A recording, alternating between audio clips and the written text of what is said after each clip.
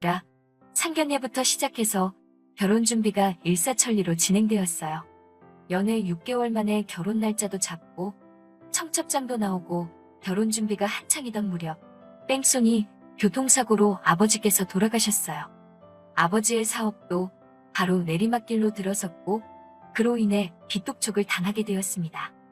평생을 주부로만 살아온 저희 어머니는 어쩔 줄 몰라 하셨고 저 또한 이렇게 빨리 아버지를 잃게 되리라고는 생각지 못했었기 때문에 손쓸 틈도 없이 다 잃었어요. 제 인생이 이렇게 흔들리고 있을 때 제 약혼자는 공기업의 연구원으로 입사를 했어요. 내가 사랑하는 사람이 잘 되는 모습을 보니 누구보다 기뻤고 의지가 됐어요. 그러던 와중에 갑작스러운 시어머니의 호출로 저는 시어머니와 따로 만나게 되었어요. 시어머니께 집안 사정을 솔직히 말씀드렸어요. 시어머니는 괜찮다 하시면서도 이제 자기 아들이 좋은 곳에 취직을 하니 주변의 기대도 크고 보는 눈도 많아졌다며 신경 좀 쓰라고 하시더군요. 그러면서 예단 목록이 적힌 봉투를 건네주셨어요. 씁쓸하더라고요. 집에 돌아와 친정 엄마와 함께 예단 목록을 확인해보니 고급 외제차에 예단비만 3억을 요구하더라고요. 그러면서 강남 아파트 한 채 값은 어렵더라도 반반은 부담했으면 좋겠다는 당부의 말씀까지. 제 여동생은 이 결혼 깨자는 거 아니냐며 어이없어하고 화를 내더군요. 결혼할 생각이 없는 것 같다면서요.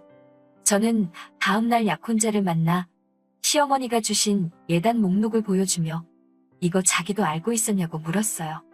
그러자 약혼자는 어머니가 예단으로 이렇게 해오라고 하셨어? 그렇구나. 근데 다들 이 정도는 하지 않아?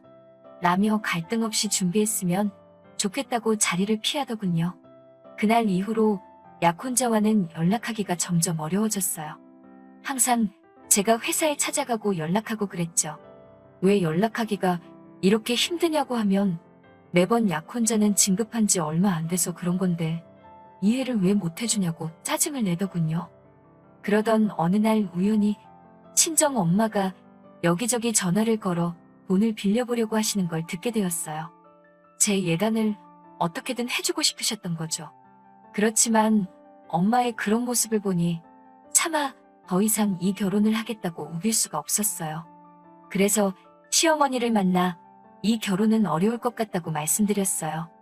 그러자 시어머니는 그렇다면 어쩔 수 없지 않니? 그래도 청첩장 돌리기 전에 말해줘서 고맙다며 자리를 일어나시더군요. 조금의 아쉬움도 보이시지 않는 시어머니를 보니 이게 시어머니가 원하시던 거라는 걸 알 수 있었어요. 그날 밤 엄마에게 나 이 결혼 안 한다고 했으니까 돈 안 빌려도 된다고 하자 엄마는 돈은 어떻게든 해볼 테니 걱정 말고 결혼하라고 하시는 거예요. 저는 이제 더 이상 돈이 문제가 아니라고 더 매달리면 우리만 불쌍해진다고 소리치고 말았습니다. 그렇게 며칠을 방에서 혼자 미친 사람처럼 멍했다 울었다를 반복한 것 같아요. 야속하게도 제 약혼자는 미안하다는 카톡 한 번 남기고 더 이상 연락조차 없더군요. 그러다 저는 병원에 결국 실려가고 말았습니다. 이런 모습을 다 지켜본 제 여동생은 분을 삭히지 못하고 제 약혼자에게 전화를 해서 제가 지금 병원에 실려갔다고 이거 전부 다 인터넷에 올려서 얼굴 못 들고 다니게 해줄 거라고 했다더군요. 그래서인지 제 약혼자가 제 병원에 왔어요. 어쩔 수 없이 온 것 같은 그의 모습이 실망스러웠지만 그래도 그를 놓을 수가 없더군요. 그리고 이런저를 다 지켜본 어머니는 그날 이후로 돌아가신 아빠가 남긴 유일한 재산인 집을 팔았습니다. 엄마는 저에게 집 팔아서 네 예단해줄게. 가서 행복하게 살아. 엄마는 그거면 된다고 말씀하시고 저는 엄마에게 이 결혼 안 하겠다고 말 못해서 미안하다며 그날 우리 둘 서로를 끌어안고 한참을 울었네요. 그렇게 퇴원과 동시에 저와 약혼자의 결혼 준비가 다시 시작되었어요. 시어머니는 떨떠름해 하시는 게 눈에 너무 보였고 여전히 약혼자와 연락은 어려웠지만 그래도 여차저차 결혼식을 올렸네요. 신혼여행 이후 더 황당한 일들이 시작되더군요. 신혼여행에 다녀온 그날 밤 시어머니께 인사를 드리고 방에 들어가 쉬려고 하는데 시어머니가 저에게 홀어머니랑 같이 살면서 신혼부부가 한 방에서 사는 건 예의가 아니라는 말도 안 되는 소리를 하시면서 각방을 쓰라고 하시더군요. 저는 어이없는 표정으로 남편을 쳐다봤는데 남편도 어머니 말씀도 일리가 있다며 본인 방으로 홀랑 들어가 버려 우리는 졸지에 각방을 쓰게 되었습니다. 게다가 시어머니께선 저에게 청소와 요리, 모든 집안일을 요구하셨어요. 여자가 집을 깨끗이 해놔야 남자가 밖에서 승승장구를 할 수 있다는 주장을 하시면서 말이죠. 저는 더 이상 이 결혼에 어떤 말도 나오는 걸 원치 않았기 때문에 최대한 어머님이 요구하시는 모든 걸 해내려고 죽기 살기로 노력했어요. 하루 종일 노예처럼 일만 했네요. 어머님은 그 흔한 로봇 청소기도 쓰지 못하게 하셨고 걸레질과 설거지도 꼭 제가 제 손으로 해야 직성이 풀리시는 것 같더군요. 그런 와중에도 소중한 아이가 저를 찾아왔습니다. 임신을 했다는 소식을 전하면 남편이 얼마나 좋아할까, 시어머니가 나를 달리 대해주지 않을까, 그런 기대도 들더라고요. 하지만 저희 임신 소식을 들으신 시어머니는 저에게 축하의 말씀은 고사하고 이제 아이를 핑계로 내 아들 목을 옥죄려고 하냐며 폭언을 하시더군요. 집안일도 전혀 줄지 않았어요. 먹고 싶은 건 고사하고 식사라도 하려고 차리고 있으면 맨날 집에서 먹고 놀기만 한다는 식으로 저를 한심하게 보시더군요.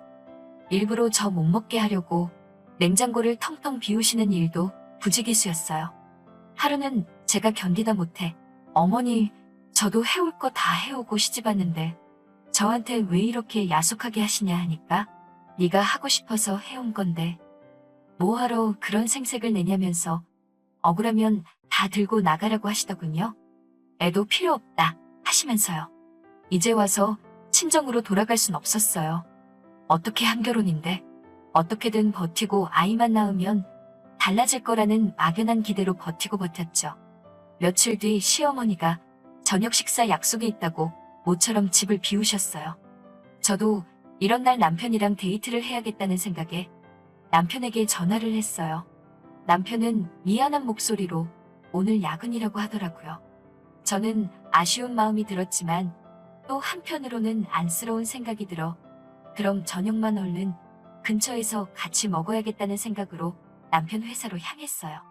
회사 근처에 거의 다 도착했을 무렵 남편에게 초밥은 어떠냐고 물어보려고 전화를 하는데 순간 건너편 길에 남편과 어떤 여자가 다정하게 팔짱을 끼고 지나가는 걸 봤어요.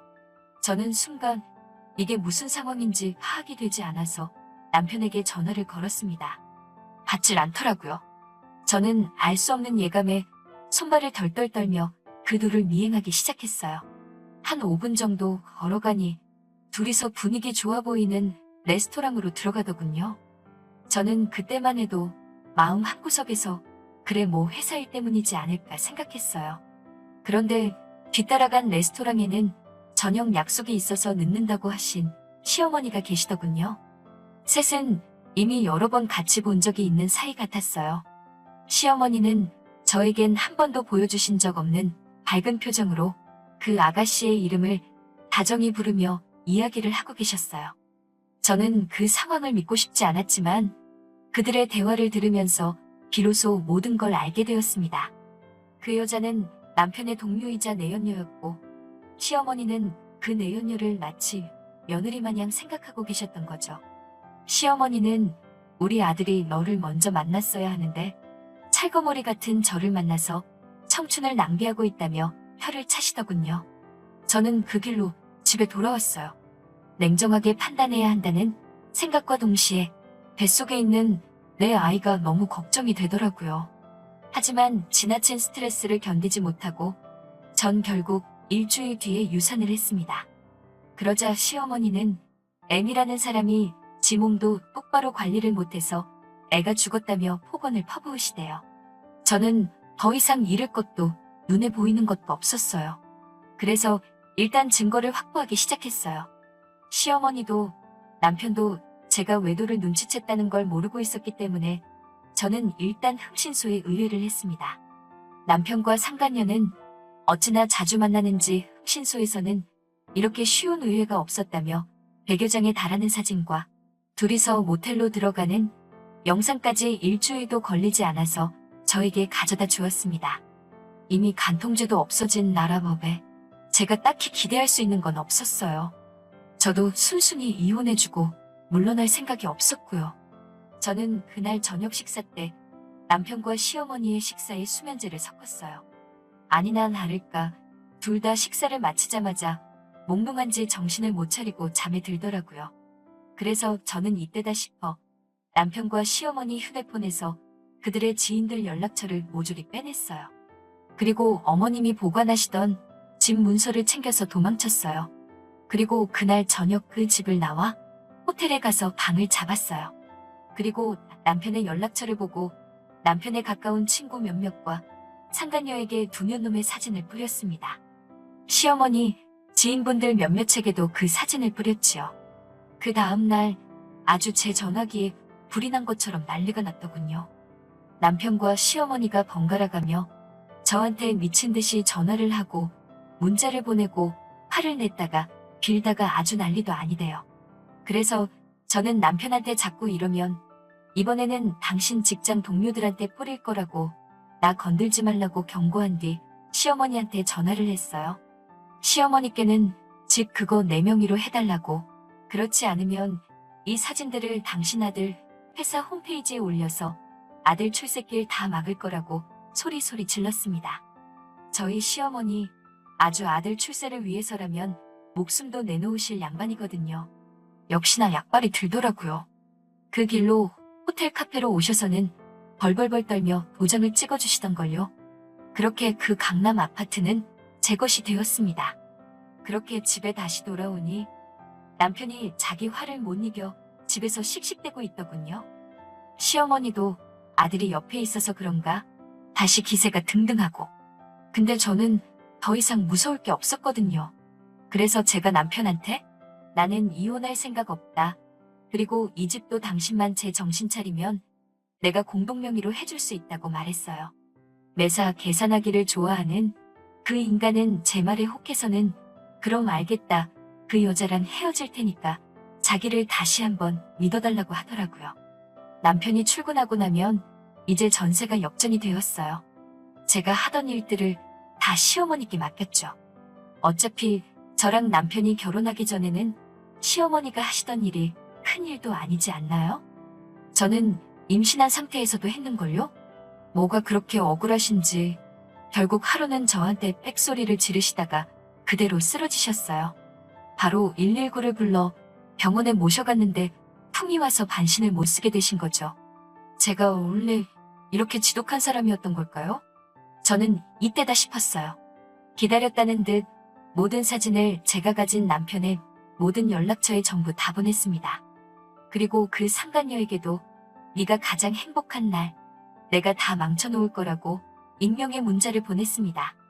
그리고 마지막으로 시어머니를 아무도 모르게 요양원으로 모시고 집을 팔아버렸어요. 소문에 의하면 지금도 남편이 저를 찾아 헤매고 있는 것 같더라고요. 이렇게까지 했어도 마음 한켠에 남은 응어리가 사라지질 않네요. 저 정말 나쁜 사람인 걸까요? 오늘 사연은 여기서 끝입니다. 긴 이야기 들어주셔서 감사합니다. 좋아요와 구독 눌러주세요. 사연 요청 및 제보 받습니다.